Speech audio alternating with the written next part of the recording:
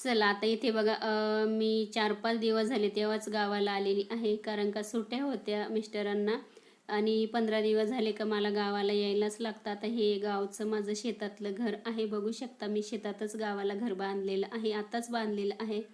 आणि त्याच्यानंतर आहे ना आमच्या गावचं किंवा घराच्या आजूबाजूचं बघू शकता. हे बघा आमचं गाव आहे ना खूप खेडं गाव आहे. आणि चला आता इथे ना शेत आहे इथे आणि शेतातच घर बांधलं आणि थोडंसं जवळच आहे गाव, पण जास्त लांब नाही आहे.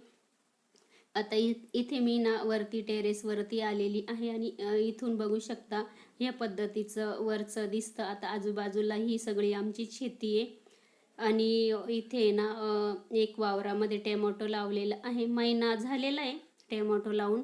आणि दुसऱ्या वावरामध्ये इथे ना आत्ताच 15 दिवस झाले कोबी लावलेला आहे.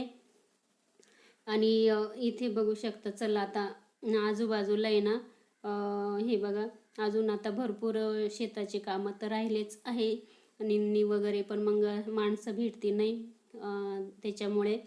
चला आणि 15 दिवस झाले का मला गावाला यायलाच लागतं, शेतीचं वगैरे बघायला लागतं.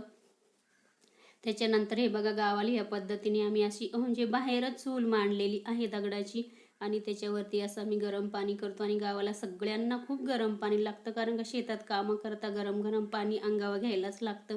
बघू शकता गावाला ह्या पद्धतीचं. आणि घरामध्ये आम्ही ना धूर होतो म्हणून बाहेर चूल केलेली आहे पाणी गरम करण्यासाठी.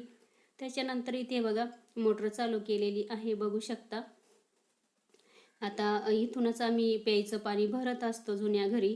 आणि इथे चला त्याच्यानंतर आहे ना दुपारून आहे ना मग इथे आता कोबी निंदायचं काम चालू आहे. हा कोबी ना 1 महिन्याचा झालेला आहे आणि हा कोबी छान आहे, बघू शकता. आता इथे पण माणसं नाही भेटती तर मग घरीच जावा वगैरे, चुलत जावा, मावस जावा वगैरे ते असं करतात. त्याच्यानंतर इथे बघा मी नेहमी व्हिडिओमधून सांगत असते की आम्ही घरचंच माझं गाईचं तूप असतं. आता इथे माझ्या मोठ्या जाऊबाईनं त्यात तूप तयार करत होते. हे बघा लोणी निघालेलं आहे, बघू शकता. आणि आता ते आहे ना म्हणजे आम्ही असं कोणाला पण विकतो पण आणि घरच्यांसाठी पण आम्हाला लागतं. हे बघा ह्या पद्धतीचा. चला आता स्वच्छ धुवून घ्यायचं आणि तापत ठेवायचं. त्याच्यानंतर माझ्या मिस्टरांचे मित्र आहे ना शेजारीच आहे त्यांचं घर, त्यांच्या घरी ना गणपती बाप्पा बसवलेला होता. त्यांनी आम्हाला आरतीला बोलावलं आणि हे माझ्या घरचे छोटे मुलं बघू शकता. चला आपण आता आरती करूया.